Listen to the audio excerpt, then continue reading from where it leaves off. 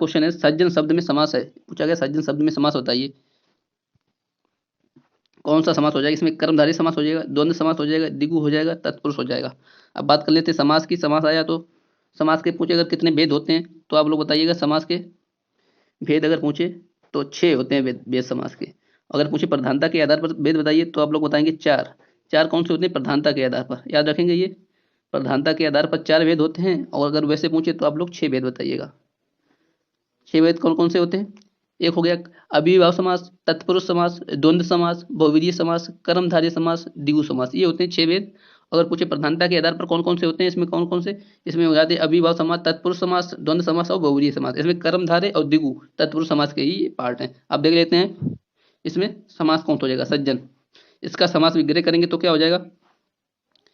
इसका समास विग्रह हो जाएगा सत धन जन, सत धन जन, सत धन जन।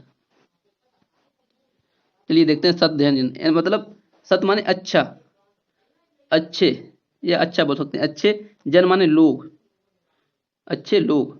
अब लोग की विशेषता बता रहा है, कैसे लोग हैं, अच्छे लोग हैं। जब लोग की विशेषता बता रहा है तो वहां पे विशेष और विशेषण, लोग हो गया विशेष, अच्छे हो गया विशेषण, अच्छे क्या हो गया विशेषण। अब जहां पे विशेष और विशेषण आ जाए वहां पे कौन सा समास होता है, विशेष आ गया विशेष भी आ गया। जहां पे विशेष विशेषण आ जाए वहां पे कर्मधारय समास होगा, तो इसका आंसर हो जाएगा कर्मधारय समास। अब बात करने लगे कर्मधारय समास में अगर पूछे कौन सा पद प्रधान होता है तो आप लोग बताएंगे इसमें उत्तर पद प्रधान होता है। कौन सा, उत्तर पद प्रधान होता है इसमें कर्मधारय समास में। अगर पूछे द्वंद्व में, द्वंद्व में अगर पूछे कौन सा इसमें प्रधान होता है तो आप लोग बताएंगे द्वंद्व में दोनों पद प्रधान होते हैं, दोनों पद प्रधान।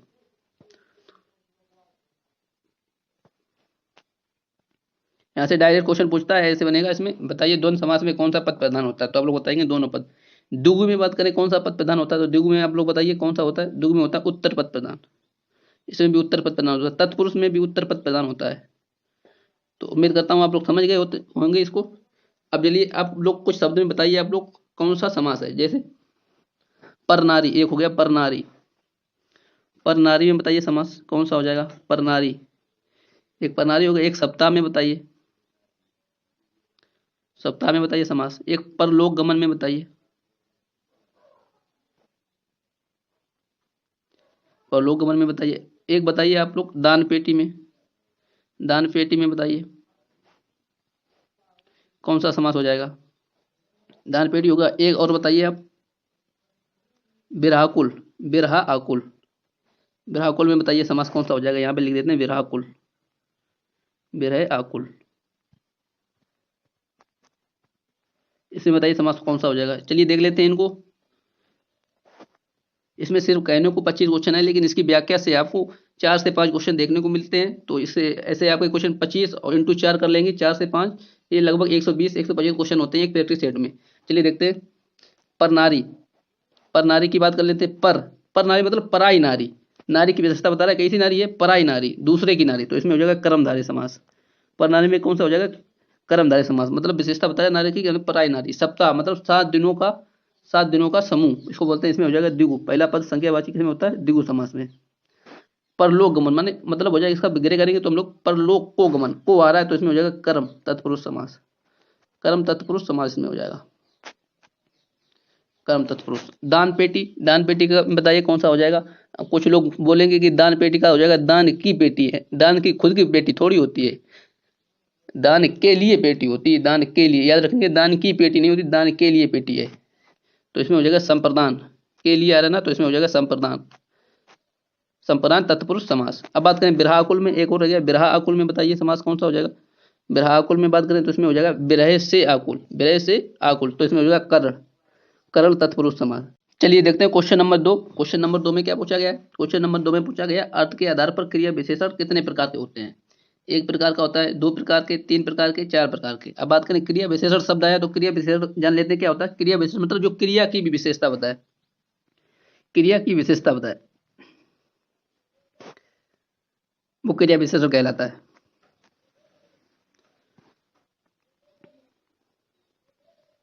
जो क्रिया की विशेषता बताए वो क्रिया विशेषण हो जाता है। तो क्रिया की विशेषता कैसे बता है, एक एग्जाम्पल के तौर पर देख लेते हैं हम लोग। जैसे एग्जाम्पल हो गया इसमें क्रिया विशेषण का, देख लेते हैं। संजना तेज दौड़ती है,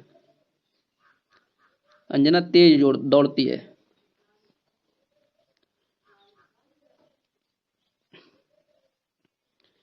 यहाँ पे देखिए, दौड़ना एक क्रिया हो गई, दौड़ना होगी क्रिया, और तेज, तेज हो गया विशेषण, और क्रिया की विशेषता बता रहा है कैसे दौड़ रही है, तेज, तेज दौड़ रही है ना, तो यही क्रिया विशेषण होता है यहाँ पे। उम्मीद करता हूँ आप लोग समझ गए होंगे क्रिया विशेषण क्या होता है। एग्जाम्पल और देख लेते हैं इसमें।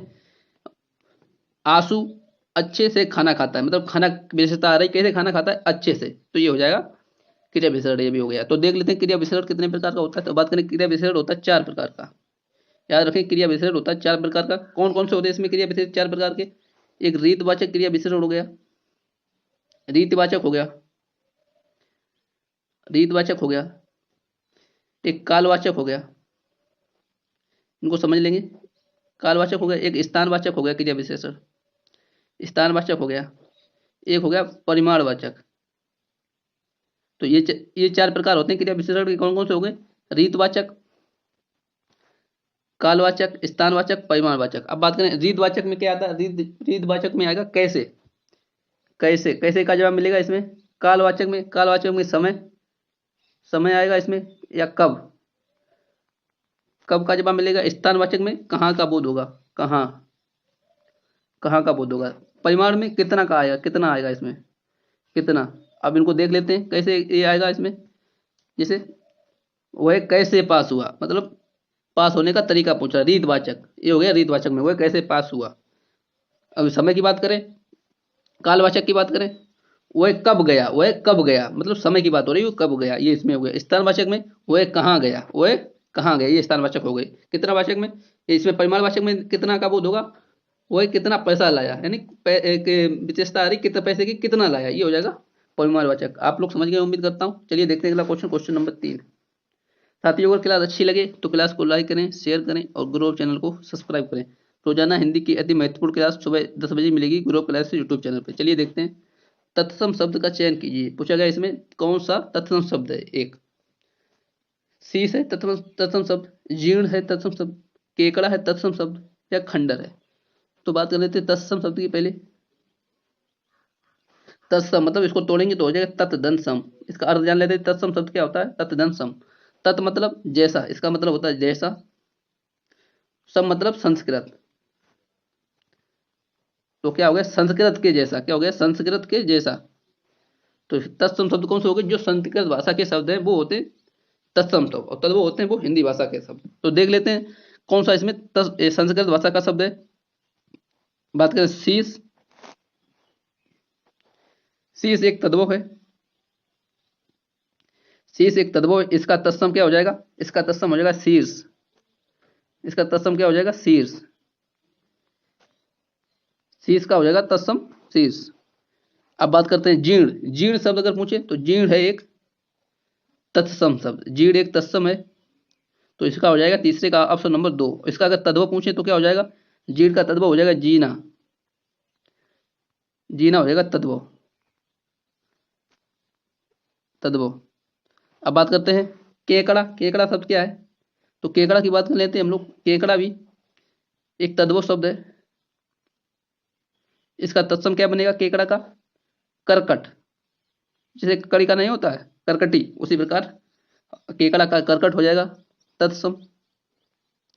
अब बात कर लेते हैं चौथे ऑप्शन की। चौथे ऑप्शन में क्या है, खंडर, खंडर एक तद्भव शब्द है, खंडर तद्भव शब्द है। अगर इसका तत्सम बनाएंगे तो क्या हो जाएगा, खंड ग्रह। अब अगर आप लोग सोच पा रहे हो खंडर का खंड ग्रह होगा तो ठीक है, खंड ग्रह, ये हो जाएगा इसका तत्सम। तो उम्मीद करता हूँ आप लोग समझ गए होंगे। तो इसका आंसर हो जाएगा, पूछिए अगर तत्सम शब्द कौन सा है तो आप लोग बताइएगा। तत्सम शब्द है जीर्ण, जीर्ण एक तत्सम शब्द जिसका बनेगा तद्भव जीना। और बात कर लेते हैं शीश का तद्भव क्या हो जाएगा, शीश एक तद्भव शब्द है, इसका तत्सम बनेगा शीर्ष। केकड़ा एक तद्भव शब्द है, इसका बनेगा तत्सम करकट। खंडर, खंडर एक तद्भव शब्द है, इसका बनेगा तत्सम खंडग्रह। चलिए देखते हैं कुछ अन्य शब्दों में बताइए तत्सम शब्द, जैसे करपट, करपट एक तत्सम शब्द है, इसका तद्भव बताइए। तिक्त, तिक्त का तद्भव बताइए आप लोग। प्रिय, प्रिय का तद्भव बताइए। चलिए देख लेते हैं इनको। करपट, करपट का तद्भव बनेगा कपड़ा, क्या बनेगा, कपड़ा। तिक्त का बनेगा तीता, क्या बनेगा देख लीजिए, इंपॉर्टेंट है ये, तीता। प्रिय, प्रिय का बनेगा तद्भव, प्रिय का बनेगा पिया। तो उम्मीद करता हूँ समझ गए होंगे, ये सब तद्भव शब्द हैं, उधर वाले तत्सम थे, ये तद्भव हैं, ये तत्सम। चलिए देखते हैं अगला question, question number 4। Question number 4 क्या है, तद्भव शब्द का चयन कीजिए। इसमें पूछा गया तद्भव शब्द कौन सा है। ऑप्शन नंबर 1 ओष्ठ, ऑप्शन नंबर बी क्षीर, ऑप्शन नंबर सी अचरज, ऑप्शन नंबर डी अमृत। तो तद्भव की बात करें, तद्भव कौन से वो शब्द होते हैं, वो हिंदी भाषा के शब्द होते हैं, हिंदी भाषा के शब्द।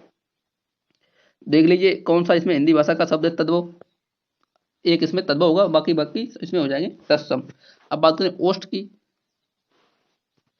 ओष्ठ, ओष्ठ क्या है, ओष्ठ एक तत्सम शब्द है, जिसका तद्भव क्या बनेगा, इसका तद्भव बन जाएगा होंठ, होंठ बोल सकते हैं, होंठ, होंठ बनेगा इसका तद्भव। अगर होंठ होता तो ये ठीक होता। अब बात कर लेते हैं क्षीर, क्षीर एक तत्सम शब्द है, क्षीर क्या है, तत्सम शब्द है, तत्सम है क्षीर, क्षीर इसका बनेगा खीर, खीर बनेगा इसका तद्भव। बात करें अचरज, अचरज शब्द पूछे तो क्या, अचरज शब्द एक तद्भव है, क्या है तद्भव, ये तद्भव है अचरज, क्या है ये तद्भव, देख लेंगे ये तद्भव है। तो चौथे का आंसर हो जाएगा ऑप्शन नंबर सी, और इसका बनेगा तद्भव, इसका तद्भव अगर पूछे तो क्या बनेगा, इसका तद्भव बनेगा आश्चर्य, अचरज का बनेगा आश्चर्य, आश्चर्य बनेगा इसका तद्भव। तो उम्मीद करता हूँ आप लोग देख लीजिए, ये समझ गए होंगे। अमृत की बात करें, अमृत एक क्या, अमृत एक तत्सम शब्द है, क्या है तत्सम शब्द है अमृत, इसका तद्भव बनाएंगे तो क्या बनेगा, इसका तद्भव बनेगा अमृत का अमीय, क्या बनेगा अमीय, अमीय, अमीय बनेगा इसका तद्भव। तो देख लीजिए, उम्मीद करता हूं आप लोग समझ गए होंगे, ये तत्सम है। तो देखिए ओष्ठ, ओष्ठ एक तत्सम शब्द है, इसका तद्भव बनेगा ओष्ठ, होंठ बनेगा ओष्ठ का। क्षीर, क्षीर एक तत्सम शब्द है, इसका बनेगा खीर तद्भव। अचरज, अचरज शब्द एक तद्भव शब्द है, और इसका बनेगा तत्सम क्या बनेगा आश्चर्य। तो चौथे का आंसर तो यही हो जाएगा अमृत, अमृत एक तत्सम शब्द है, इसका बनेगा तद्भव अमीय। उम्मीद करता हूँ समझ गए। चलिए देखते हैं अगला क्वेश्चन, क्वेश्चन नंबर 5। अफसोस किस भाषा का शब्द है, बताइए अफसोस किस भाषा का शब्द है, पुर्तगाली का है, फारसी का है, अरबी है या देशज है। तो बात कर लेते हैं अफसोस की, अफसोस किस भाषा का शब्द है, अफसोस एक फारसी भाषा का शब्द है। अब फारसी भाषा के और कौन कौन से शब्द होते हैं देख लेते हैं एक बार, फारसी भाषा के कौन कौन से शब्द होते हैं जो आपको रोज बताते हैं। आराम, आराम हो गया, अब तो उम्मीद करता हूँ आप लोगों को काफी हद तक याद हो गया, आराम हो गया, किनारा हो गया, किनारा, गिरफ्तार हो गया, ये फारसी भाषा के सारे शब्द हैं। गिरफ्तार हो गया, गिरफ्तार हो गया, और कौन से हो गए, गिरफ्तार हो गया, और नमक, नमक भी फारसी भाषा का शब्द है, नमक हो गया। दुकान, दुकान देख लिए, दुकान की बड़ी बर्तन आती है इसमें, ऊ की मात्रा बड़ी आती है ना कि छोटी, दुकान हो गया। और कौन से दोगे, हफ्ता, हफ्ता भी फारसी भाषा का शब्द है, हफ्ता हो गया। जवान, जवान भी फारसी भाषा का शब्द है। तो कौन कौन से हो गए फारसी भाषा के शब्द एक बार देख लेते हैं। आराम हो गया फारसी भाषा का शब्द, किनारा हो गया, गिरफ्तार हो गया, नमक हो गया, दुकान हो गया, हफ्ता हो गया, जवान हो गया, और अफसोस। तो ये सब फारसी भाषा के शब्द हो गए। बात करें पुर्तगाली भाषा के शब्द एक बार देख लेते हैं। पुर्तगाली भाषा के शब्द कौन कौन से होते हैं, इसमें गमला हो गया, गमला हो गया, ये इंपॉर्टेंट है, गमला हो गया। गोदाम हो गया, जितने भी लिख रहे हैं सारे इंपॉर्टेंट है। गोदाम हो गया, आलपिन हो गया, आलपिन भी पुर्तगाली भाषा का शब्द है, आलपिन हो गया। अलमारी हो गया, अलमारी काफी बार पूछा जा चुका है, अलमारी। आलू, गोभी, ये सब पुर्तगाली भाषा के शब्द हैं। अब बात करें अरबी भाषा के शब्द कौन से होते हैं, अरबी भाषा के शब्द एक बार देख लेते हैं। अरबी भाषा के शब्द में क्या हो जाए, अदालत, अदालत अरबी भाषा का शब्द है, अदालत हो गया। हवालात हो गया, जब अदालत लगी इसके बाद हवालात हो गया, फिर हवालात के बाद मुकदमा, मुकदमा हो गया। इसके बाद मुआवजा आपको देना पड़ा, ऐसे याद रखेंगे, मुआवजा। तो ये हो गए अरबी भाषा के शब्द। अरबी भाषा के कौन सा, अदालत हो गई, हवालात हो गया, मुकदमा हो गया, मुआवजा हो गया। देशज की बात करें, जिसकी उत्पत्ति का पता ना हो, जिसकी उत्पत्ति का पता ना हो वे देशज शब्द कहलाते हैं, उत्पत्ति का पता ना हो। जैसे उत्पत्ति का पता ना हो, इसका मतलब क्या हुआ, जैसे लोटा, अब ये लोटा एक देशज शब्द है। गड़बड़, गड़बड़, गड़बड़ भी देशज शब्द है, गड़बड़ हो गया। और जैसे हमने लिख दिया खटिया, खटिया भी देशज शब्द है। तो जिसकी उत्पत्ति का पता ना हो, जो हम लोगों ने अपनी अपने तरीके से जिनका इजहार किया है, वो बोलते हैं देशज शब्द। लोटा हो गया, गड़बड़ हो गया, जो हम अपने तरीके से बोलने लगे वो हो गए देश शब्द। उम्मीद करता हूँ समझ गए। अगला क्वेश्चन देखते हैं, क्वेश्चन नंबर 6। संस्कृत में, संस्कृत शब्द में बताइए उपसर्ग कौन सा है इसमें। सन है उपसर्ग, सम है उपसर्ग, सन है, इसमें हलंत लगा लेंगे इन दोनों में। अब बताइए आप लोग कौन सा इसमें है। सन है, सम है, हलंत वाला है सन, या हलंत वाला है सम। तो देख लेते हैं संस्कृत, अगर इसको तोड़ेंगे तो क्या हो जाएगा इसको, समधन कृत, समधन कृत, समधन कृत। अब बात करें उपसर्ग क्या होते हैं। उपसर्ग भी शब्दांश होते हैं जो मूल शब्द के शुरुआत में लगते हैं, उपसर्ग कहलाते हैं। तो इसमें कृत हो गया मूल शब्द, मूल शब्द हो गया कृत, और सम हो गया उपसर्ग। तो सम हो गया इसमें उपसर्ग, हलंत सही आएगा इसमें। तो इसका आंसर हो जाएगा छठे का हो जाएगा ऑप्शन नंबर डी, सम हो जाएगा, ना कि बगैर हलंत वाला नहीं होगा, इसमें हलंत सहित होगा। अब बात कर लेते हैं कुछ अन्य शब्दों में, बताइए आप लोग। जिस प्रकार इसमें संस्कृत में हो गया उसी प्रकार बताइए सम्मान। सम्मान में बताइए, सम्मान में बताइए क्या हो जाएगा। सम्मान में बताइए आप लोग उपसर्ग। जिस प्रकार संस्कृत में हो गया उसी प्रकार इसमें वही हो जाएगा सम उपसर्ग हलंत वाला। आप लोग बताइए सदाचार। सदाचार में बताइए आप लोग उपसर्ग कौन सा हो जाएगा। तो इसमें तोड़ेंगे, इसको हो जाएगा सत धन आचार, सत धन आचार। आचार हो गया मूल शब्द, और आचार मूल शब्द हो गया, सत हो गया इसमें उपसर्ग। अब वैज्ञानिक शब्द में बताइए, वैज्ञानिक शब्द में ये इंपॉर्टेंट है। वैज्ञानिक शब्द में क्या क्या है। वैज्ञानिक शब्द में मूल शब्द बताइए और उपसर्ग बताइए, और इसमें प्रत्यय, इसमें दोनों है। वैज्ञानिक शब्द में मूल शब्द और प्रत्यय उपसर्ग दोनों चीज बताइए आप लोग। तो वैज्ञानिक को तोड़ते हैं तो क्या हो जाएगा, विज्ञान धन इक, विज्ञान धन इक। जब इक प्रत्यय लगता है तो वृद्ध हो जाती है पहले वाले अक्षर पर। तो ई आ रही थी, ई से बन जाएगा, वृद्ध हो जाएगा, अय हो जाएगी। तो बात इसको तोड़ देते हैं। इसमें इक, इक क्या हो गया, इसमें इक हो गया प्रत्यय। प्रत्यय क्या होते हैं, जो मूल शब्द के बाद में लगते हैं। इसे मूल शब्द क्या हो जाएगा, मूल शब्द की बात करें इसको और तोड़ देते हैं, बी धन ज्ञान धन इक, ये होगा इसका। इसको तोड़ेंगे तो इक हो गया इसमें प्रत्यय, ज्ञान हो गया मूल शब्द, क्या ज्ञान हो गया मूल शब्द, मूल शब्द हो गया ज्ञान, और वी, बी इसमें हो गया उपसर्ग। तो उम्मीद करता हूं समझ गए होंगे। इसी प्रकार आप लोग बताइए अभियुक्त या अतियुक्त। अतियुक्त में बताइए, चलिए अतियुक्त में बताइए उपसर्ग कौन सा हो जाएगा। तो अति धन युक्त, इसको तोड़ेंगे। अगर उपसर्ग आपको छाटना है तो उसको तोड़ दीजिएगा, संधि के रूप में तोड़ दीजिए, तो इसको हो जाएगा अति धन युक्त। तो इसमें अति हो जाएगा उपसर्ग। चलिए देखते हैं अगला question, question number 7। Question number 7 का हवा। हवा शब्द का पर्यायवाची नहीं है। इसमें पूछा गया एक हवा शब्द का पर्यायवाची नहीं है। समीकरण नहीं है, प्रकंपन नहीं है, हाटक नहीं है, या वात नहीं है। तो बात कर लेते हैं। हवा का पर्यायवाची समीकरण भी होता है, प्रकंपन भी होता है, और वात भी होता है। तो इसका कौन सा आंसर हो जाएगा, हाटक। सातवें का आंसर नंबर हो जाएगा सी, हाटक। बात करें हाटक किसे कहते हैं। हाटक बोलते हैं सोने को, सोने को बोलते हैं। इसके क्या क्या पर्यायवाची हो गए, सोना हो गया, स्वर्ण हो गया, जातरूप हो गया, हेम हो गया, ये सब सोने के पर्यायवाची। हेम हो गया, कनक हो गया, ये सब हाटक। तो इसका आंसर हो जाएगा हाटक नहीं है पर्यायवाची हवा का। बाद बाकी समीकरण भी है, प्रकंपन भी है, बात भी है। हाटक इसका सोने का है। सोने के कौन कौन से पर्यायवाची हो जाएंगे, सोना हो गया, स्वर्ण हो गया, जातरूप हो गया, हेम, और हेम हो गया, कनक हो गया। अब बात करें हवा। हवा के और कौन कौन से पर्यायवाची होते हैं एक बार देख लेते हैं। हवा, हवा के एक बार पर्यायवाची देख लेते हैं कौन सा हो जाएगा। आप लोग बताइए अनिल। अनिल भी हवा का पर्यायवाची हो गया, अनिल हो गया। वायु, वायु भी हवा का पर्यायवाची हो गया, वायु। समीर या समीर भी बोल सकते हैं, समीर या समीर। प्रभात, प्रभात भी बोल सकते हैं। स्पर्शन, स्पर्श हवा करके नहीं गुजरती है इसलिए स्पर्शन।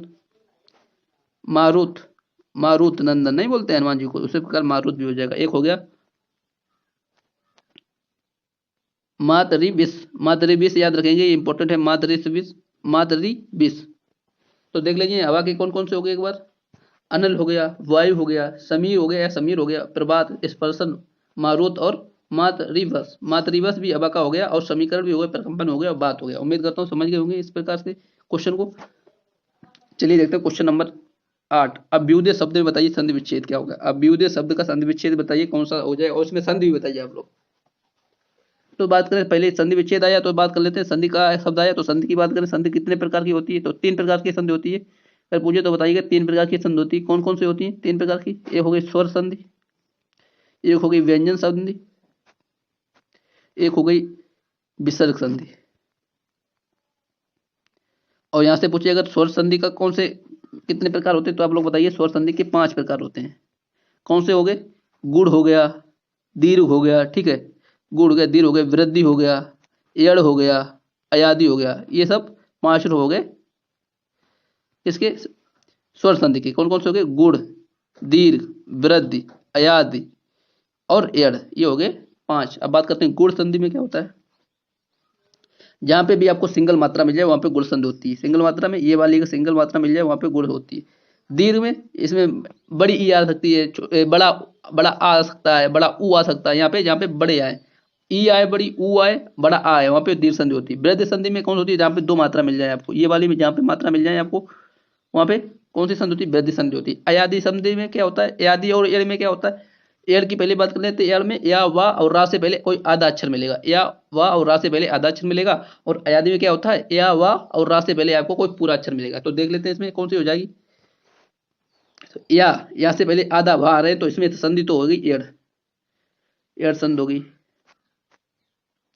इसको तोड़ते हैं तो उसका हो जाएगा, इसको तोड़ते हैं। एड़ संधि का नियम क्या था? अगर कोई या वा रा से पहले आधा अक्षर आ रहा है तो वो तो अक्षर पूरा हो जाएगा, ठीक है, और या गायब हो जाएगा।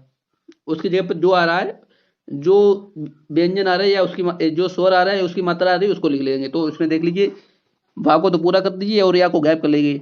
अभी अभी हो जाएगा ना। और उदय, या तो गायब हो जाएगा और उदय हो जाएगा। या को परिवर्तन किसमें करते हैं? या को परिवर्तन करते हैं छोटी ई या बड़ी ई में। वो इसमें शब्द के अनुसार है, शुद्ध वर्तनी के अनुसार है, इसमें इसका फिट हो जाए, सही से फिट हो जाए। अगर ई की मात्रा से सही आ रहा है इसका उच्चारण, तो आप लोग ई बड़ी ई की मात्रा लगाएंगे। छोटी ई की मात्रा से अगर सही उच्चारण आ रहा है तो आप लोग छोटी बताएंगे। अब यहाँ पे लिख देते अभी प्लस उदय, अभी प्लस उदय। बड़ी अगर इसमें लिखते अभी प्लस उदय, तो बताइए कोई अर्थ निकल रहा? कोई अर्थ ही नहीं निकल रहा, इसलिए यहाँ पे छोटी ई हमने इसमें चढ़ाई है। तो जहाँ पे अगर सही से अर्थ लिखे उसी प्रकार आपको मात्रा लगानी है। अगर छोटी ई से निकल रहा है अर्थ सही से तो आप छोटी ई लगाएंगे, बड़ी ई से निकल रहा है तो बड़ी ई लगाएंगे। तो इसका आंसर हो जाएगा ऑप्शन नंबर सी। चलिए बताइए कुछ अन्य शब्दों में इसी प्रकार से आप लोग संधि विच्छेद,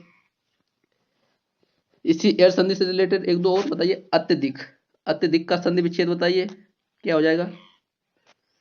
अत्यधिक के क्या हो जाएगा? अति धन अधिक, अति धन अधिक। देख लीजिए, या आ रहा है, या से पहले आधा अक्षर आया तो उसको पूरा कर देंगे, ता को पूरा कर दिया, छोटी की मात्रा या को गायब कर दिया, और अधिक, अधिक, अति धन अधिक हो गया, ठीक है। अब बात कर लेते हैं कुछ अन्य शब्दों में और बताइए। ये हो गया ऊर्जा, जैसे हमने लिखते हैं ऊर्जा, ऊर्जा में बताइए संधि विच्छेद और संधि बताइए। इंपॉर्टेंट है। महेंद्र में बताइए, महेंद्र में संधि विच्छेद बताइए और संधि बताइए। महेंद्र हो गया, महेश हो गया, बताइए इनमें। चलिए देख लेते हैं। ऊर्जा को तोड़ेंगे तो क्या हो गया? भू धन ऊर्जा, भू धन ऊर्जा, ये हो गया ऊर्जा का संधि विच्छेद। महेंद्र क्या हो जाएगा? महाधन इंद्र, महाधन इंद्र संधि विच्छेद। महेश का क्या हो जाएगा? महाधन ईश, माँ किसको बोलते हैं? महाधन ईश। तो देख लीजिए इसमें संधि कौन सी हो जाएगी, क्या बताया था? जहाँ पे आपको बड़ी दीर्घ मिल जाए वहां पे कौन सी होती है? बड़ी ऊ की मात्रा, बड़ी ई की मात्रा, बड़ी आ की मात्रा, वहां पे कौन सी होती है? दीर्घ संधि। तो यहाँ पे तो होगी दीर्घ संधि ऊर्जा में। और जहाँ पे आपको सिंगल मात्रा बताई थी वहां पे कौन बताई थी? सिंगल मात्रा ये दोनों मिल जाए वहां पे कौन सी बताई थी? वहां पे बताई आपको गुण संधि। तो इन दोनों में कौन सी संधि होगी? गुण संधि। उम्मीद करता हूँ समझ गए होंगे। चलिए देखते हैं अगला question, question number 9। Question number का क्या है? शिक्षक, शिक्षक छात्रों को हिंदी पढ़ाते हैं। इसमें पूछा गया इस वाक्य में किस प्रकार की क्रिया है? शिक्षक छात्रों को हिंदी पढ़ाते हैं, इस प्रकार, इस वाक्य में किस प्रकार की क्रिया है? संयुक्त क्रिया है, नाम धातु क्रिया, अकर्मक क्रिया है, या द्विकर्मक क्रिया है? तो क्रिया की बात करें, क्रिया अगर आइए तो क्रिया को देख लेते हैं हम, क्रिया की पोस्टमार्टम कर लेते हैं। क्रिया के कितने रूप होते हैं? रचना के दृष्टि से तो आप लोग बताएंगे 2। रचना के दृष्टि से अगर पूछे तो क्रिया के कितने भेद बताएंगे? 2। कौन से हो गए? एक अकर्मक हो गया, एक हो गया सकर्मक। सकर्मक, अकर्मक, सकर्मक क्या होते हैं? अब अकर्मक सकर्मक को जान लेते हैं। सकर्मक मतलब सा मतलब के साथ, सकर्मक कर्म के सहित। जहां पे कर्म मिल जाए वहां पे, कर्म मिल जाए वहां पे होती है सकर्मक क्रिया, जहां कर्म रहित हो वहां पे होती है अकर्मक क्रिया। चलिए उम्मीद करता हूँ समझ गए होंगे। चलिए देख लेते हैं इसमें। तो यहाँ पे ये अकर्मक हो गई, अकर्मक में क्या आ जाएगा? इसमें कर्म ना हो जहाँ पे। तो देख लेते हैं इसको, जैसे सोना हो गया, रोना हो गया, ये इसी में आती है, सोना रोना, ये सब इसी में आएगी। जैसे एग्जाम्पल के तौर पर अकर्मक क्रिया का, वह रो रही है, वह रो रही है, वह रो रही है, सॉरी, इसका एग्जाम्पल लिख देते हैं, वह रो रही है। और इसकी पहचान कैसे करेंगे कि अकर्मक है या सकर्मक। क्रिया से पहले यहाँ पे बात ध्यान रखिए, क्रिया से पहले आप लोग क्या शब्द लगा लेंगे। तो देख लीजिए इसमें क्रिया कहाँ पे है, रोना, रोना एक क्रिया, इसमें क्या लगा लेंगे तो क्या इसमें आएगा, वह क्या रो रही है, बताइए क्या रो रही है। जवाब नहीं मिल रहा ना, तो जहाँ पे जवाब ना मिले वहां पे अकर्मक क्रिया होती है। सोना, वह सो रही है, बताइए वो क्या सो रही है, तो वहां पे अकर्मक क्रिया हो जाएगी। बात करें नाम धातु क्रिया आई, तो नाम धातु क्रिया को देख लेते हैं। नाम धातु क्रिया क्या होती है इसमें, नाम धातु क्रिया क्या होती है बताइए आप लोग। नाम धातु क्रिया होती है, किससे बनती है ये भी बताइए आप लोग। संज्ञा से बनती है नाम धातु क्रिया। यहाँ पे देख लीजिए, ध्यान दीजिए, संज्ञा से बनती है नाम धातु क्रिया, सर्वनाम से बनती है, सर्वनाम से बनती है, और किससे बनती है, विशेषण से बनती है, विशेषण से। तो नाम धातु क्रिया किससे बनती है, से बनने वाली क्रिया जितनी भी होती हैं वो नाम धातु क्रिया कहलाती है। अब कैसे बनेंगी, जैसे हमने एक ले लिया बात, बात, बात से नाम धातु क्रिया बनाइए। बात से क्या बनेगी नाम धातु क्रिया, बात से बनेगी बतियाना। यहाँ पे याना, याना मिल जाए वहां पे कौन सी होती है नाम धातु क्रिया। बात हो गई, बात से बनेगी बतियाना। उसी प्रकार बताइए आप लोग, लात, लात से बताइए क्या बनेगा, इसमें बनेगा, लात से बनेगा लतियाना, लतियाना। जहाँ पे याना शब्द मिल जाए वहां पे नाम धातु क्रिया होती है। जैसे लात का हो गया लतियाना, जैसे इसको बोलते हैं, क्या बोलते हैं, लात का हो गया लतियाना, हाथ का हो जाएगा हथियाना, और बात का हो गया बतायाना, और अगर पूछे लाठी का हो जाएगा लठियाना। ये सब हो गए नाम धातु क्रिया। यहाँ पे याना आ जाए वह नाम धातु क्रिया होती है। बात करें द्विकर्मक क्रिया कौन सी होती है, द्विकर्मक क्रिया जहाँ पे दो कर्म मिले, यहाँ पर दो कर्म मिल जाए वहां दो कर्मक क्रिया होती है। तो इसमें नाम धातु भी नहीं है, अकर्मक भी नहीं है। अब दो कर्मक की बात कर लेते हैं, कौन सी हो जाएगी, इसमें दो कर्म है क्या, देख लेते हैं। शिक्षक, शिक्षक छात्रों को हिंदी पढ़ाते हैं, इसमें दो कर्म है क्या, देख लेते हैं इस वाक्य में। शिक्षक, ये तो हो गया कर्ता, कार्य को करने वाला कर्ता कहलाता है, कर्ता हो गया। अब बात कर लेते हैं छात्र, क्या हो गया इसमें, तो छात्र कर्म हो गया, एक कर्म तो यहाँ पे ये मिल गया, छात्र एक कर्म हो गया। हिंदी, हिंदी भी एक कर्म हो गया। तो यहाँ पे दो कर्म आपको देखने को मिले, कौन कौन से, छात्र एक कर्म हो गया, हिंदी शब्द भी एक कर्म इसमें हो गया।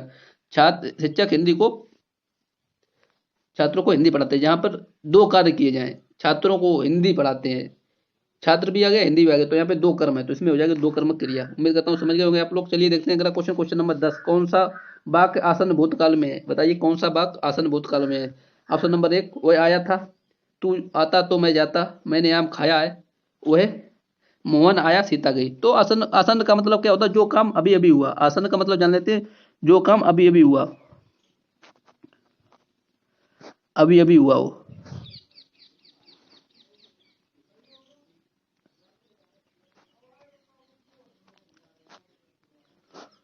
तो आसन वो होता है जो काम अभी अभी हुआ हो, आसन हो गया इसमें। अब बात कर लेते हैं काल आया, तो काल को देख लेते हैं हम लोग। आसन का अपने अर्थ जान लिया क्या होता है, काल आया, तो काल अगर पूछे काल के कितने भेद, काल के बताएंगे आप लोग 3 भेद। कौन सा, वर्तमान हो गया, एक भूत हो गया, एक भविष्य हो गया। पूछे वर्तमान के कितने भेद, तो आप लोग बताएंगे वर्तमान के होते हैं 5 भेद। अगर पूछे भूत, भूत के तो आप लोग बताएंगे 6, भविष्य के पूछे तो आप लोग बताएंगे 3। उम्मीद करता समझ गए होंगे। तो देख लेते हैं इसमें, वह आया था मतलब क्रिया हो चुकी, आया था, ये हो गया पूर्णभूत। क्या हो गया, ये पूर्णभूत हो गया। तू आता तो मैं जाता, मतलब जहां पे कंडीशन लग जाए वहां पे हेतु हेतु होता है। याद रखेंगे, जहां पे कंडीशन आता है, अगर वो पढ़ता तो पास हो जाता, जहां पे कंडीशन लग जाए वहां पे हेतु हेतु होता है। तो यहाँ पे हो गया हेतु हेतु भूत, हेतु हेतु भूत, हेतु हेतु मद भूत, ऐसे बोल सकते हैं, हेतु हेतु मद भूत काल। तो ये भी नहीं पूछा है इसमें, इसमें पूछा गया आसन, आसन बताइए आसन भूत किसमें। आसन का मतलब जो काम अभी हुआ। मैंने आम खाया है, मतलब अभी अभी खाया, मैंने आम खाया है आ गया, तो ये हो गया आसन भूत का एग्जाम्पल। तो 10वें का हो जाएगा ऑप्शन नंबर सी। अगला देखते हैं question, question number 11। Question number 11 क्या है, इसको समझेंगे। थोड़ा बड़ा क्वेश्चन है लेकिन बहुत आसान है। आसान भाषा में आपको समझाएंगे, मनोभाव को प्रकट करने वाले वे अविकारी शब्द जिनका वाक्य में कोई संबंध नहीं रहता कहलाते हैं। मतलब जो मन के भाव को प्रकट करे और लेकिन उनका, मनो को भाव को प्रकट करे और वे अविकारी शब्द है, ठीक है, अविकारी शब्द है लेकिन वाक्य में उनका कोई संबंध नहीं रहता स्वयं का। तो बताइए कौन सा होता है। ऑप्शन नंबर 1, विस्मयादि बोधक काव्य, अनुबंध बोधक काव्य, समुच्चय बोधक काव्य, या विकल्प बोधक काव्य। अब बात कर ले विकारी और अविकारी की बात कर लेते हैं हम लोग। विकारी शब्द, अविकारी शब्द आया है, इसकी बात कर लेते हैं पहले।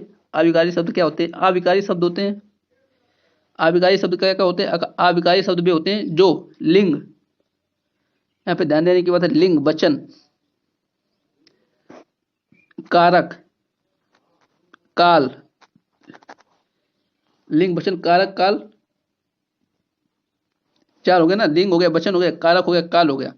इनकी दृष्टि से, की दृष्टि से, दृष्टि से कोई परिवर्तन ना हो,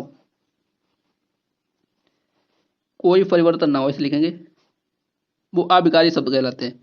इसमें लिंग में भी ना परिवर्तन हो, वचन में भी ना परिवर्तन हो, कारक में भी ना परिवर्तन हो जिसका बदले ना, और काल भी जिसका ना बदले, वो अविकारी शब्द कहलाते हैं। तो अविकारी शब्द कौन से? लिंग हो गया, वचन हो गया, कारक हो गया, काल हो गया। अब बात करें विकारी शब्द। विकारी शब्द कौन से होते हैं? यहाँ पे देख लेंगे विकारी शब्द एक बार कौन कौन से होते हैं, इनको भी जानना जरूरी है। विकारी शब्द, तब आप लोग इसका जवाब दीजिएगा। विकारी शब्द, विकारी शब्द की बात करें, विकारी शब्द कौन से होते हैं? विकारी शब्द चार होते हैं, सिर्फ चार से बनते हैं मिलके। ये कौन कौन से होते हैं?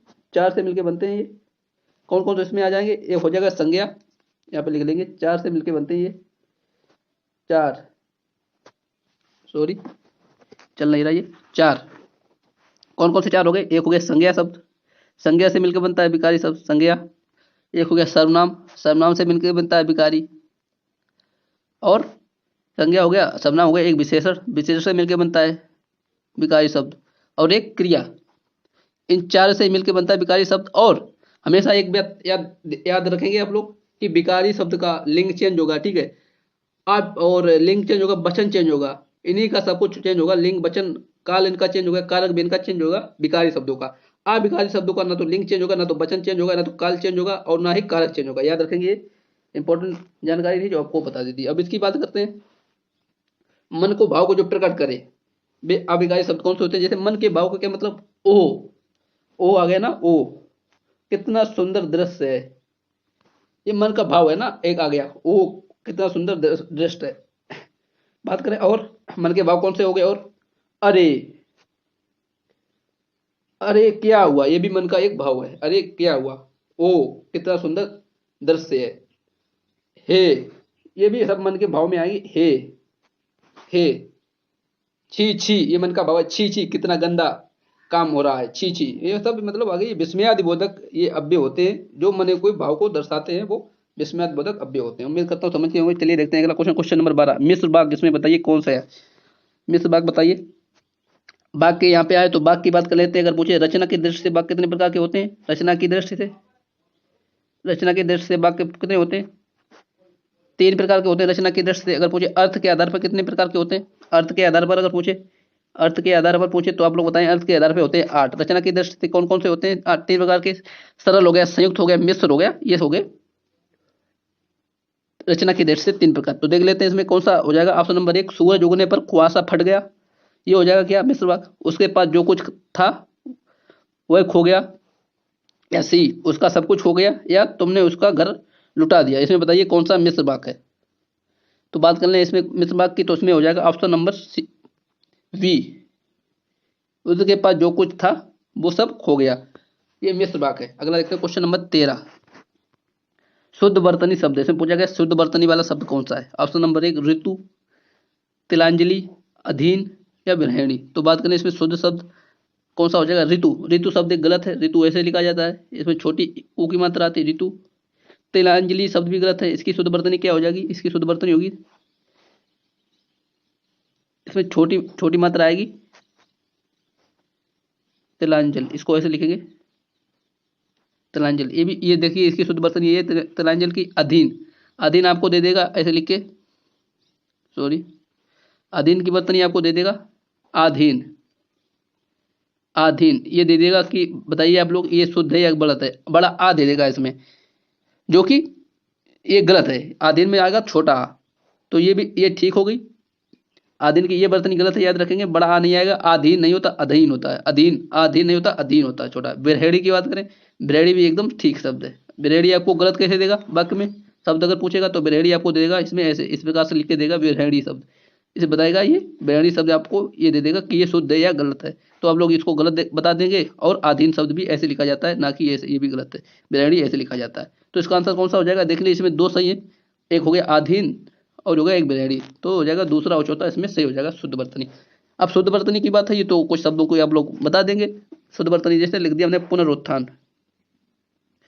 पुनरुत्थान, पुनरुत्थान शब्द बताइए सही है या गलत है। श्लिष्ट, संश्लिष्ट, सॉरी संश्लिष्ट शब्द बताइए सही है या गलत है। इन दोनों को आप बता दीजिए, जवाब दे दीजिए आप लोग। चलिए बात करें पुनरुत्थान, एकदम गलत शब्द है ये, पुनरुत्थान ऐसे नहीं लिखा जाता है। इसमें छोटी ऊ की मात्रा आती है रा के ऊपर, ये देखिए जहाँ पे ऐसी मात्रा मिल जाए ये वाली, ये बड़ी ऊ होती है, यहाँ पे एक तरीके की गुंडी ऐसी नहीं आ रही है, ये जहाँ पे मिल जाए वो होती है बड़ी ऊ की, तो इसमें आएगी छोटे ऊ की। छोटे ऊ की कौन सी, ये होती है पुनरुत्थान। अब ये सब ठीक है पुनरुत्थान। संश्लिष्ट की बात करें, संश्लिष्ट शब्द एकदम गलत लिखा हुआ है, संश्लिष्ट ऐसे नहीं लिखा जाता है, यहाँ पे सा आएगा तब होगा। संश्लिष्ट शब्द ऐसे नहीं लिखा जाता है, संश्लिष्ट लिखा जाता है ऐसे। संश्लिष्ट शब्द की ये शुद्ध वर्तनी है। और आपको गलत में कैसे देगा, यहाँ पे सा सीटी वाला सा बना के दे देगा, जिसमें पेट फटता है ये वाला नहीं देगा, यहाँ पे सीटी वाला देगा आपको दे देगा। तो आप लोग समझ गए हुए पुनरुत्थान कैसे लिखा जाता है और श्लिष्ट कैसे लिखा जाता है। चलिए देखते हैं अगला क्वेश्चन, क्वेश्चन नंबर 14। मिंजुल मन किसकी रचना है। मिंजुल मन किसकी रचना है। मृदुला गर्ग की है, चित्रा मुद्गल की है, नासिरा शर्मा की है, ममता कालिया की है। तो बात करें मिंजुल मन किसकी रचना हो गई, मिंजुल बन हो गई, और कौन सी हो गई इनकी, और कौन सी रचना होती है। मिंजुल बन हो गई, कठ गुलाब, कठ गुलाब हो गई इन्हीं की, चित्त कोबरा हो गई इन्हीं की। ये लेखिकाएं हैं, ये बहुत इंपॉर्टेंट है, यहाँ से क्वेश्चन पूछा ही जाना है। यूपी कांस्टेबल में, यूपी पेट में, या जहाँ पे भी हिंदी आती है वहाँ पे ये क्वेश्चन पूछा ही जाना है। चित्त गुलाब हो गया, चित्त कोबरा हो गया, कठ गुलाब हो गया, ये किसकी रचना होगी। मिंजुल मन, कठ गुलाब, चित्त कोबरा, ये हो गई मृदुला गर्ग की, मृदुला गर्ग की हो गई ये रचना है। बात करें कठ गुलाब के लिए, इनको ब्यास सम्मान मिला हुआ है। कठ गुलाब को के लिए अब इनको ब्यास सम्मान मिला हुआ है, मृदुला गर्ग को ब्यास सम्मान मिला हुआ है कठ गुलाब के लिए। और पूछा कब मिला मिला ये ब्यास सम्मान, तो आप लोग बताएंगे 2004 में, 2004 में ब्यास सम्मान मिला मृदुला गर्ग को। कौन सी कृति के लिए, कठ गुलाब को, याद रखेंगे कठ गुलाब के लिए मृदुला गर्ग को मिला इसमें ब्यास सम्मान। तो इसका आंसर हो जाएगा ऑप्शन नंबर 14 का वी। अब बात करें चित्रा मुद्गल, चित्रा मुद्गल की कौन कौन सी रचना होगी, ये इंपॉर्टेंट है। इसमें इनकी होगी post box number, post box number,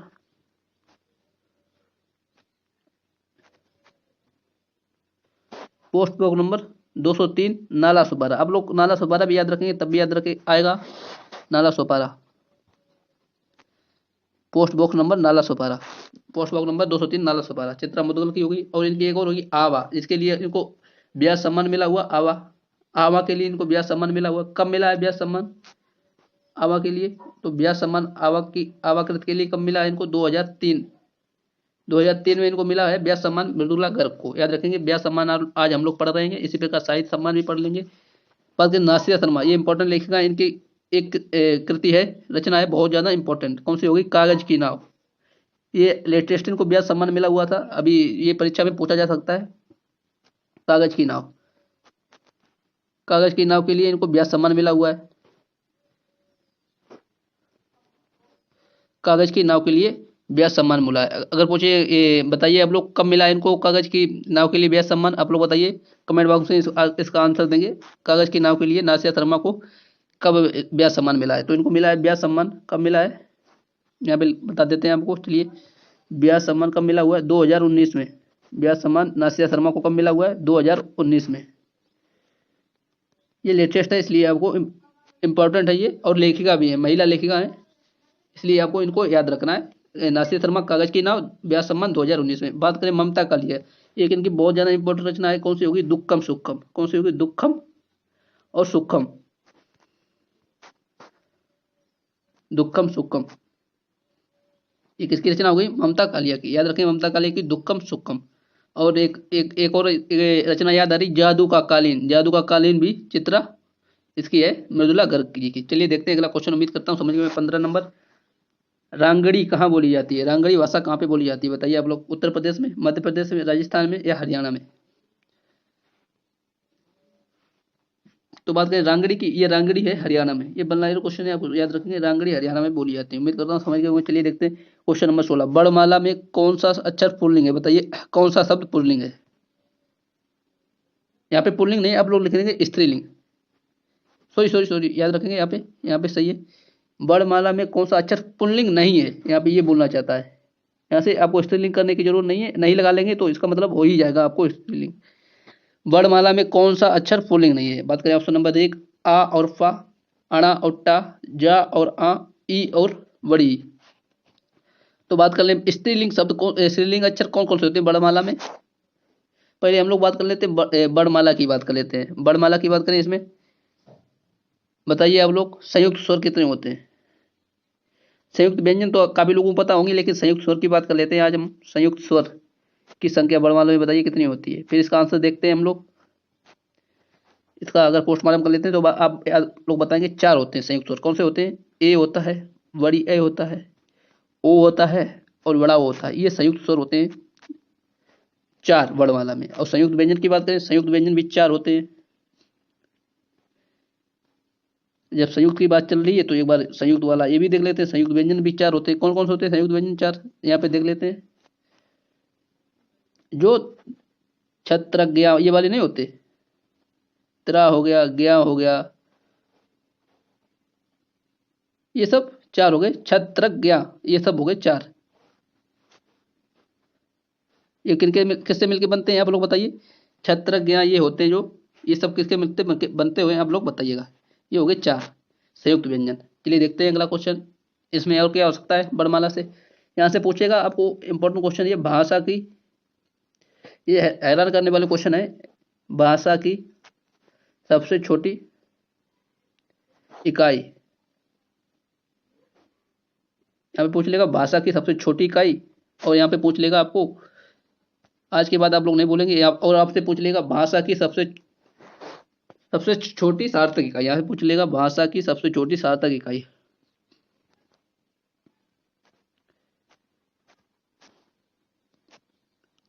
सार्थक इकाई बताइए। तो यहाँ पे देख लेते हैं कहना क्या चाहता है, ये देख लीजिए भाषा की सबसे छोटी इकाई। अगर पूछे सबसे छोटी इकाई और सबसे छोटी सार्थक इकाई, इन दोनों में अर्थ क्या बोलते हैं डिफरेंस है। तो अगर पूछे भाषा की सबसे छोटी इकाई तो आप लोग बताएंगे वर्ण, वर्ण या ध्वनि, इसको ध्वनि बोलते हैं या ध्वनि। ये होती भाषा की सबसे छोटी इकाई, कौन सी होती, वर्ण या ध्वनि। अब बात कर लेते हैं सबसे छोटी सार्थक इकाई कौन सी होती है भाषा की। अगर पूछे सबसे छोटी सार्थक इकाई जिसका कोई अर्थ हो, सार्थक का मतलब जिसका कोई अर्थ हो, इसका हो जाएगा शब्द। शब्द का एक अर्थ हो सकता है, वर्ण का कोई अर्थ थोड़ी होगा। वर्ण जैसे लिख दिया अड़ा, इसका क्या अर्थ है बताइए आप लोग। तो यहाँ पे याद रखेंगे भाषा की सबसे छोटी इकाई पूछे तो आप लोग बताएंगे वर्ण या ध्वनि। अगर पूछे भाषा की सबसे छोटी इकाई सार्थक छोटी इकाई तो आप लोग बताएंगे शब्द। उम्मीद करता हूँ समझ गए। तो इसका आंसर देख लेते हैं। इसने पूछना चाहता है कौन सा स्त्रीलिंग है, तो स्त्रीलिंग बड़माला में 3 ही है, 3 शब्द है स्त्रीलिंग, 3 है। कौन कौन से वो 3 है देख लेते हैं उनको एक बार। दोनों ई हो गई, दोनों ई हो गई और ऋषि हो गया, ये सब हो गई, ये 3 हो गए स्त्रीलिंग शब्द। तो इसका आंसर हो जाएगा ई और बड़ी। चलिए देखते हैं अगला question, question number 17। Question number 17 क्या है, व्युत्पत्ति के आधार पर किल किलकित किलकित कौन सा शब्द है बताइए। व्युत्पत्ति के आधार पर किलकित कौन सा शब्द है, तत्सम शब्द है, अर्ध तत्सम शब्द है, विदेशज है या देशज है। तो बात करें किलकित, किलकित किस भाषा का शब्द है तो आप लोग बताएंगे किलकित है किसका है, विदेशज भाषा का शब्द। सॉरी किलकित आप लोग बताएंगे ये तत्सम भाषा का शब्द है।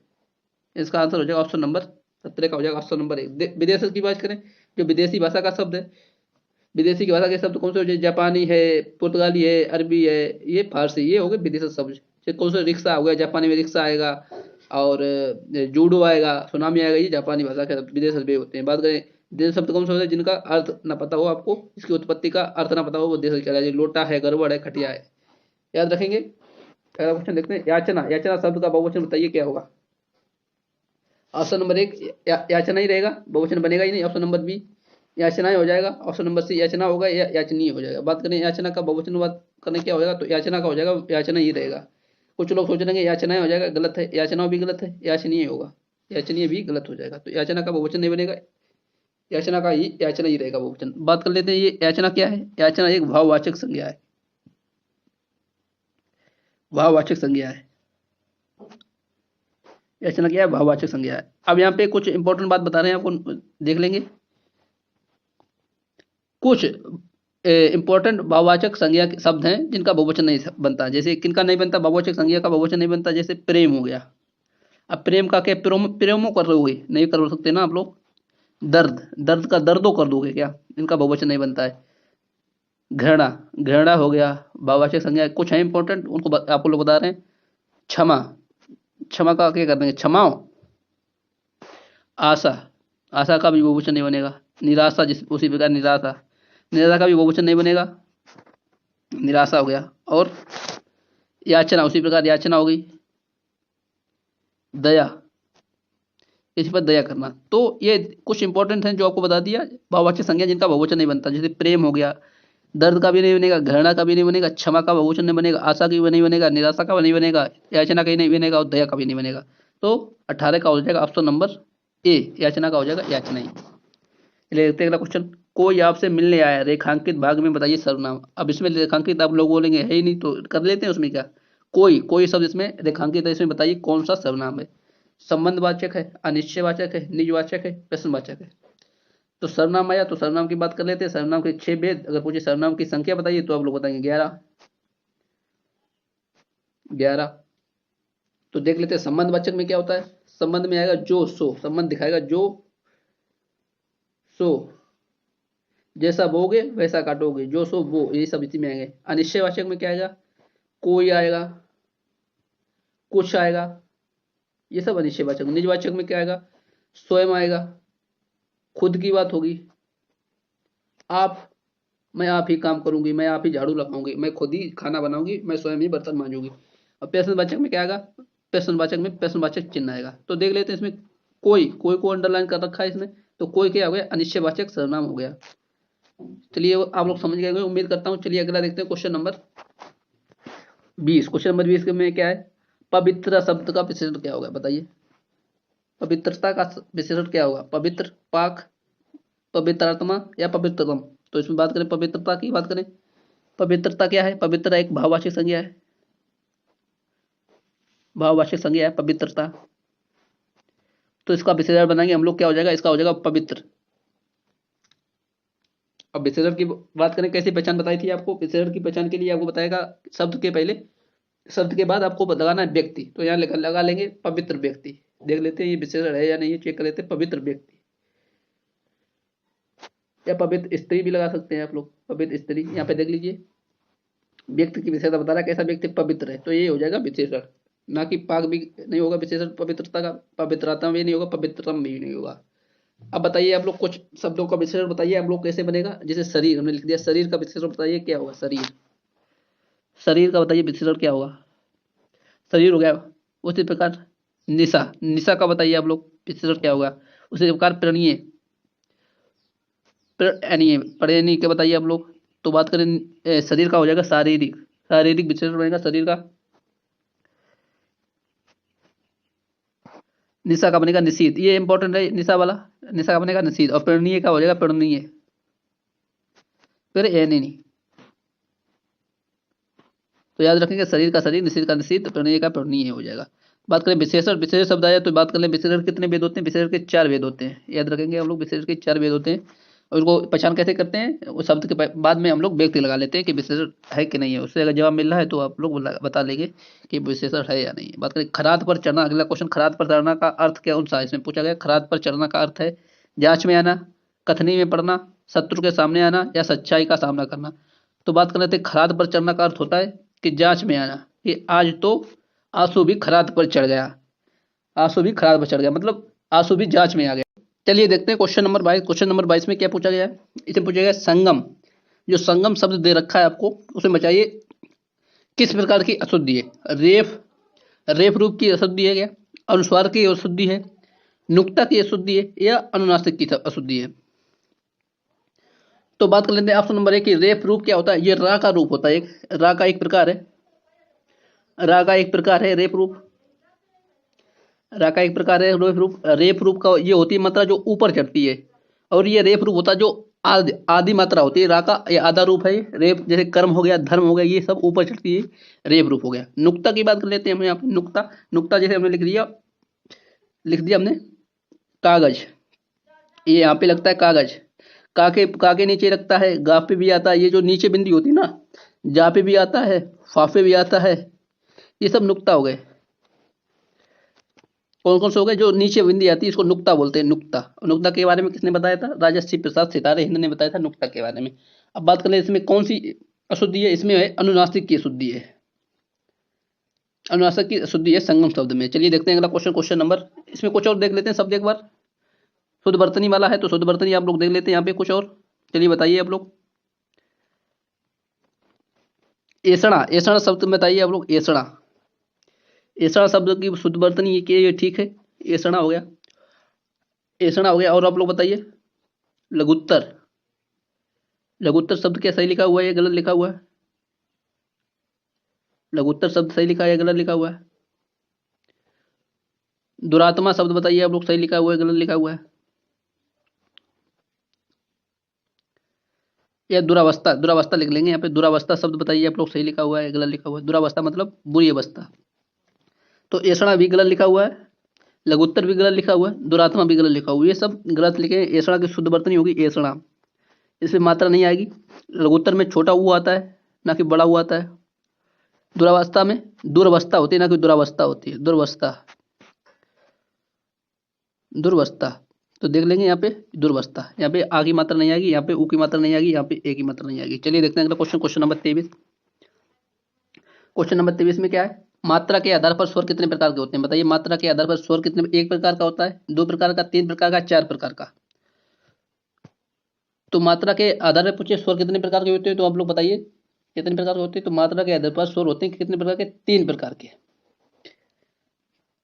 तीन प्रकार के होते हैं। कौन कौन से तीन प्रकार होते हैं? एक होता है अश्व स्वर, अश्व स्वर हो गया। एक हो गया दीर्घ स्वर, एक हो गया प्लुत स्वर। कौन से? प्लुत स्वर। तो ये हो गए मात्रा के आधार पर तीन प्रकार के हो गए स्वर। कौन से हो गए? हर्ष स्वर, दीर्घ स्वर, प्लुत स्वर। और इसमें देख लेते हैं कौन कौन से आते हैं हर्ष, दीर्घ और रस्व में। तो हर्ष स्वर में पूछ लेता है डायरेक्ट कितने स्वर आते हैं, हर्ष स्वर में आते हैं 4। दीर्घ में पूछ लेगा कितने आएंगे? 7, टोटल 11 हो गए ना। तो हर्ष स्वर में पूछ ले तो बताएंगे 4, 4 कौन से होंगे हर्ष स्वर में? ई आ हो गया, छोटी ई, हासा मतलब होता है मतलब छोटा, जो छोटा रूप हो। ई हो गया, ऊ हो गया, और ऋषि, ऋषि भी इसी में आ जाएगा। तो 4 रूप ये हो गए। हर्ष स्वर में कौन सा आएगा? ई आएगा, आ आएगा छोटा छोटा, जिसमें जितने भी छोटे वाले हैं वो उसमें आएंगे, 7 बाद बाकी इसमें आ जाएंगे। तो बात करें प्लुत में, जो जिसको बोलने में बड़ा झड़ा आवाज है, बड़ी आवाज, जैसे लिख दिया हमने राम, राम, इसका खिंचाव रा का खिंचाव हो रहा है, राम, रा बार बार आ रहा है ना। सोम, सोम, सोम, देख लीजिए ये उसके प्लुत में ये सब आ जाएंगे। सोम, राम, और ओम लिख दिया हमने, ओम, ओम। यहाँ पे कोई शब्द खिंचे लगातार, इसकी आवाज लगातार बढ़ती जाए, सोम, जैसे ओ की मात्रा बढ़ती जा रही है, वहां पे ये प्लुप्त होते हैं। तो हर्ष स्वर कितने होते हैं? 4, दीर्घ होते हैं 7, और प्लुत में इसमें वृद्धि होती जाए जिसको बोलने में। तो 3 प्रकार के होते हैं मात्रा के आधार पर। अब बात कर लेते हैं स्वर, स्वर की बात है तो स्वर की बात कर लेते हैं हम लोग। स्वर कितने प्रकार के होते हैं? अगर पूछे लिखने के आधार पर बताइए स्वर कितने होते हैं? लिखने के आधार पर स्वर। और यहाँ पे बताइए आप लोग बोलने के आधार पर, एक यहाँ पे बताइए बोलने के आधार पर स्वर। तो यहाँ पे देख लेते हैं एक बार, फिर नेक्स्ट क्वेश्चन की तरफ चलते हैं हम लोग। लिखने के आधार पर पूछे तो आप लोग बताएंगे 11, 11 स्वर होते हैं लिखने के आधार पर। बोलने के आधार पर बताइए आप लोग, तो बताएंगे 10, क्योंकि ऋषि, ऋषि इसमें काउंट नहीं होगा। बोलने के आधार पर री की आवाज दे रहे मतलब रा तो व्यंजन में चला जाएगा। तो उम्मीद करता हूँ समझ गए होंगे। क्वेश्चन नंबर 24, क्वेश्चन नंबर 24 में क्या पूछेगा? मैथिली किस अपभ्रंश से विकसित हुई है? मागधी से विकसित हुई है, अर्धमागधी से, सौरसेनी से, या इनमें से कोई नहीं? तो बात करें मैथिली होगी, एक मैथिली होगी, एक मगही होगी, मगही, मगही, एक होगी भोजपुरी, भोजपुरी। तो मगही, भोजपुरी और मैथिली ये किस भाषा की बोली है? ये तो बात करें ये बिहारी हिंदी की बोली है, बिहारी हिंदी की बोलियां हैं। और बिहारी हिंदी किससे विकसित हुई है? बिहारी हिंदी हुई है मागधी अपभ्रंश से विकसित हुई। याद रखिए बिहारी हिंदी मागधी अपभ्रंश से विकसित हुई है, तो मैथिली भी इसी में आ जाएगी, मागधी में। तो इसका आंसर हो जाएगा ऑप्शन नंबर ए 24 का। एक बार क्वेश्चन पूछ लिया था कि हिंदी की सर्वाधिक बोली जाने वाली बोलियां, सर्वाधिक बोली जाने वाली भाषा कौन सी है। यहाँ पे हिंदी की सर्वाधिक बोली जाने वाली भाषा कौन सी है, तो आप लोग बताएंगे भोजपुरी। याद रखेंगे। यहाँ पे बात करें अर्धमागधी अपभ्रंश से कौन सी भाषा विकसित हुई है, अर्धमागधी अपभ्रंश से कौन सी हुई है, पूर्वी हिंदी, पूर्वी हिंदी। तो बात करें पूर्वी हिंदी में कौन सी आती है, इसकी एक ट्रिक है, इसमें 3 भाषाएं आती हैं। कौन कौन सी, ए हो गया, बी हो गया, सी याद रखेंगे आप लोग। ये पूर्वी हिंदी में कौन से अगर पूछे तो ए बी सी याद रखेंगे। ऐसे कौन सी होगी, अवधी, बघेली और छत्तीसगढ़ी C4। तो अर्धमागधी से कौन सी पूर्वी हिंदी विकसित हुई है, अवमादी अपभ्रंश से 3 बोलियां कौन सी आती है इसमें, अवधी, बघेली और छत्तीसगढ़ी, ए बी सी। बात करें सौर सैनी अपभ्रंश से कौन सी विकसित हुई है, सौर सैनी अपभ्रंश से हुई है पश्चिमी हिंदी, पश्चिमी हिंदी। पश्चिमी हिंदी में कितनी भाषाएं आती हैं, 5 बोलियां आती है इसमें। 5 बोलियां कौन कौन सी होगी, एक ब्रज होगी, ब्रज भाषा, कन्नौजी हो गई, कन्नौजी हो गई, बुंदेली हो गई, 3 हो गई। खड़ी बोली, इसको कोरवी बोलते हैं, खड़ी बोली या कोरवी, और या बांगरू, इसको हरियाणवी बोलते हैं, बांगरू या हरियाणवी। तो 5 हो गई पश्चिमी हिंदी की, ब्रज, कन्नौजी, बुंदेली, खड़ी बोली या कोरवी, बांगरू या हरियाणवी। तो सौसनी उपवंश से पश्चिमी हिंदी, इसमें 5 बोलियां। उम्मीद करता हूँ समझ गए हो। चलिए देखते हैं अगला question, question number 25। Question number 25 है जो ना, इसमें पूछा गया सुदामा पांडे धूमिल, धूमिल इनका उपनाम है। कभी कभी पूछ लेता है एग्जाम में, बताइए धूमिल किसका नाम है, तो आप दे देगा ऑप्शन में सुदामा पांडे धूमिल। तो आप लोग सुदामा पांडे धूमिल को टिक कर देंगे, धूमिल सुदामा पांडे धूमिल का नाम है। को उनकी किस कृति को के लिए वर्ष 1979 ईस्वी में साहित्य अकादमी पुरस्कार प्रदान किया गया, बताइए इसमें। सुदामा पांडे धूमिल जी को साहित्य अकादमी पुरस्कार कब दिया गया, 1979 में दिया गया इसको साहित्य अकादमी पुरस्कार। और उनको बताइए किस कृति के मिले, ठिठुरता हुआ गणतंत्र, संसद से सड़क तक, सुदामा पांडे का जिंदगी नामा या कल सुनना मुझे। तो बात करें इनको किस कृति के मिला है 1979 में, इनको मिला है साहित्य अकादमी 1979 में कल सुनना मुझे। एक इनकी इंपॉर्टेंट, बहुत ज्यादा इंपॉर्टेंट रचना है, संसद से सड़क तक, संसद से सड़क तक बहुत ज्यादा इंपॉर्टेंट रचना है, ये भी धूमिल जी की है। ठिठुरता हुआ गणतंत्र, ये भी धूमिल जी की है। और सुदामा पांडे का जिंदगी नामा, ये भी धूमिल जी की है। अब बात करते हैं 1979 हो गया साहित्य अकादमी पुरस्कार। अब बताइए 1980 में बताइए आप लोग, 1980 में किसने मिला साहित्य अकादमी पुरस्कार, 1983 में बताइए किसको मिला साहित्य अकादमी पुरस्कार, 1984 में बताइए किसको मिला साहित्य अकादमी पुरस्कार। बात कर लेते हैं यहाँ पे साहित्य अकादमी किन किन को मिला 1980 में। कृष्णा सोबती, बहुत इंपॉर्टेंट है ये, कृष्णा सोबती जी को मिला है, ये लेखिका है। कुछ एक लेखिकाएं हैं जो हिंदी में अति महत्वपूर्ण है, जो कृष्णा सोबती को मिला हुआ है 1980 में। 1983 में किसको मिला हुआ है, सर्वेश्वर दयाल सक्सेना, सर्वेश्वर दयाल सक्सेना जी को मिला हुआ है 1983 में। 1984 में किसे मिला हुआ है, रघुवीर सहाय, रघुवीर सहाय याद रखेंगे। पांडे जी को 1979 में किसको मिला है, कल सुनना मुझे। और 1980 में कृष्णा सोबती जी को, 1983 में सर्वेश्वर दयाल सक्सेना को, 1984 में रघुवीर सहाय। अब बात कर लेंगे इनको किस कृति के मिला है, कृष्णा सोबती को जी को मिला है जिंदगी नामा। किसके लिए मिला है, जिंदगी नामा, याद रखेंगे जिंदगी नामा। कृष्णा सोबती जी को इसके लिए, इस रचना के लिए मिला हुआ है। सर्वेश्वर दयाल सक्सेना को किसके लिए मिला हुआ है, खूंटियों पर टंगे लोग, किसके लिए मिला है सर्वेश्वर दयाल सक्सेना जी को, खूंटियों पर टंगे लोग 1983 में।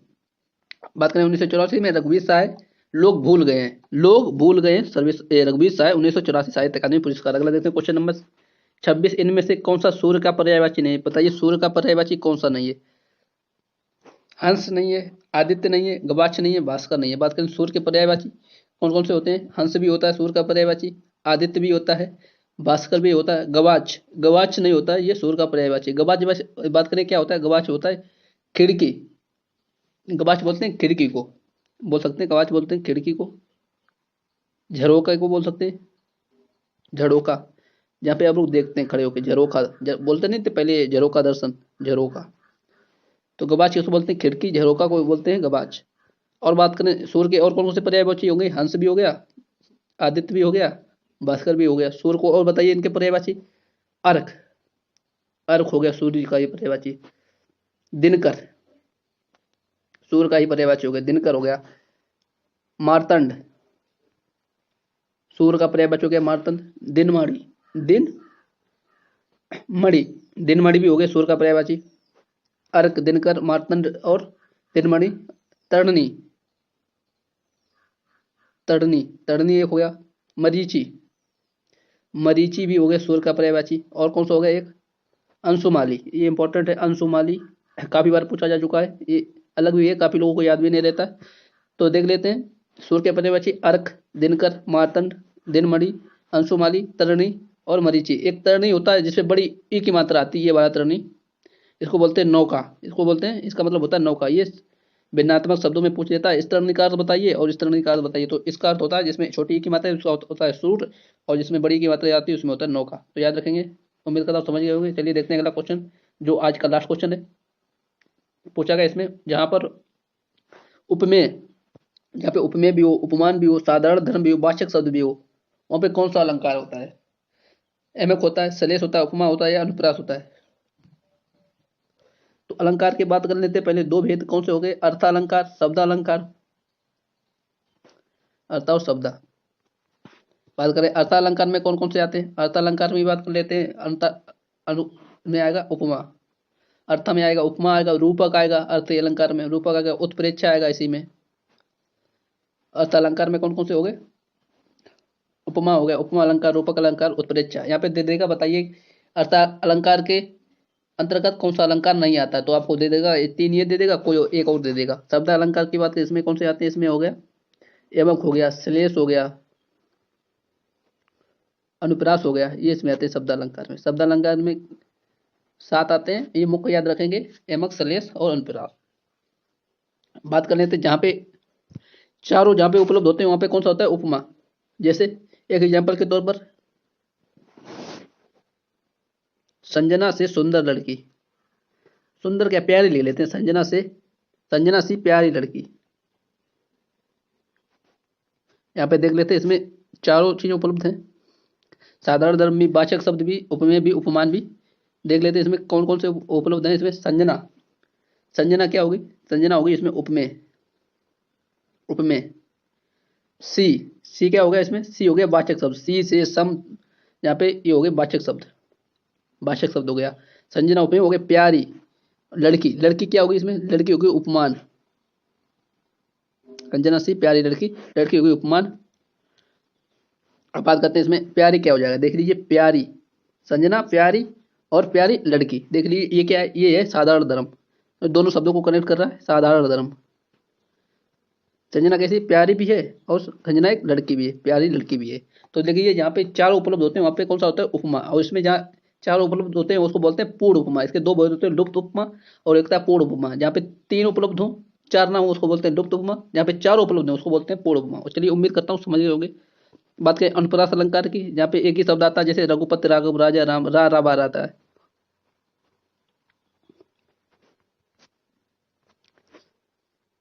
एक ही शब्द आ रहा है बार बार, रा रा रा रा रा। तो यहाँ पे हो गया, इसमें हो जाए अनुप्रास। बात करें सलेश, सलेश के एक शब्द के 2 अर्थ होते हैं। यहाँ पे एक शब्द के 2 अर्थ होते हैं, वहां पे होता है सलेश। एमक के 2 शब्द में आएंगे, 2 शब्द एक ही जैसे होंगे, उसका अर्थ होगा अलग अलग। 2 शब्द आएंगे एक ही जैसे, उसका होगा अलग अलग अर्थ। चलिए देखते हैं। ये थी आज की क्लास। अगर क्लास अच्छी लगी हो तो लाइक करें, शेयर करें क्लास को, कमेंट करें और हमारे ग्रुप चैनल को सब्सक्राइब करना ना भूलें।